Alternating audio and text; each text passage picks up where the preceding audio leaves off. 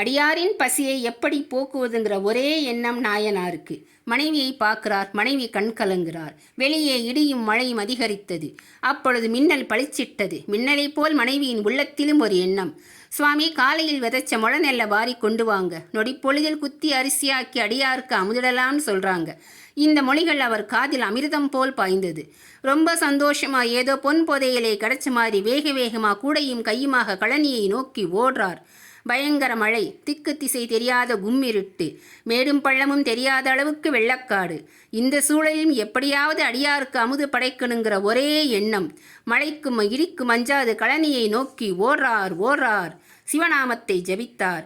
மிக்க சிரமத்தோட தண்ணீர் மீது மிதக்கிற விதை நெல் முளைகளை வாரி கூடையில போட்டுக்கொண்டு வீட்டுக்கு வந்தார். இப்போ குழம்புக்கு பொரியலுக்கு என்ன பண்ணுறது? திருப்பி ஒரு யோசனை. 2-3 நாள் முன்னாடி ஓரமாக கொஞ்சம் முளைச்ச கீரையை பார்த்தேன். அதையெல்லாம் கொஞ்சம் எடுத்துட்டு வந்தீங்கன்னா நான் குழம்புக்கு பொரியல் பண்ணிடுவேன்னு சொல்கிறாங்க. உடனே வேகமாக குடுகுடுன்னு ஓடி அந்த கீரையெல்லாம் எடுத்துட்டு வர்றார். இப்போ இன்னொரு பிரச்சனை. விறகுக்கு என்ன பண்ணுறது? மாறனார் கொஞ்சம் கூட யோசிக்காம வீட்டு கூரை மீது கட்டப்பட்டிருந்த கொம்புகளை அறுத்தெடுத்து வெட்டி கொடுத்தார். கொம்புகளையெல்லாம் எடுத்ததால் வீட்டுக்குள்ளேயும் மழை ஒழுக ஆரம்பிச்சிருச்சு. அம்மையார் நெல்முனையை நல்லா பக்குவமாக வறுத்து குத்தி அரிசியாக்கி பதமாக சோறாக்கி தோட்டத்திலிருந்து பறித்து வந்த கீரைகளை சமைத்து சுவையான கரியமுதும் செய்தாள். பிறகு அமுது உண்ண எழுந்தருண் அடியாரை பணிவோடு வேண்டி நமஸ்கரிக்கிறாங்க. கண்மூடி தியானித்து நமஸ்கரித்து எழுந்த தெய்வீக தம்பதியார் கண் திறந்து பார்த்தபோது அடியாரை காணோம்.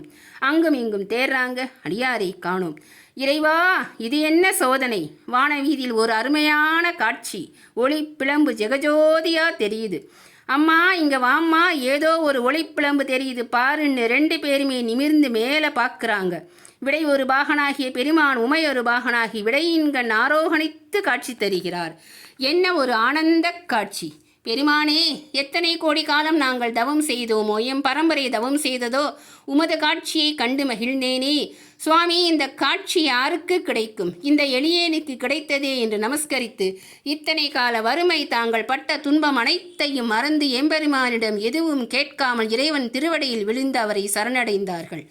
அப்பா, நீ வறுமையான காலத்திலும் என் மீது கொண்ட அன்பையும் பக்தியையும் விடாது செல்வந்தனாகவே பக்தியில் நீ நடந்து கொண்ட காரணத்தினால், பக்தி செல்வம் முன்னிடம் நிலையாக இருந்த காரணத்தினால் இந்த உலக செல்வம் முன்னிடத்தில் நிறைந்து விளங்க கடவது என்று திருவாய் மலர்ந்து அருளினார். அது மட்டுமா, இறுதியில் சிவபெருமானின் திருவடி நிலையில் தங்கும் சிவப்பதவியும் கொடுத்தார்.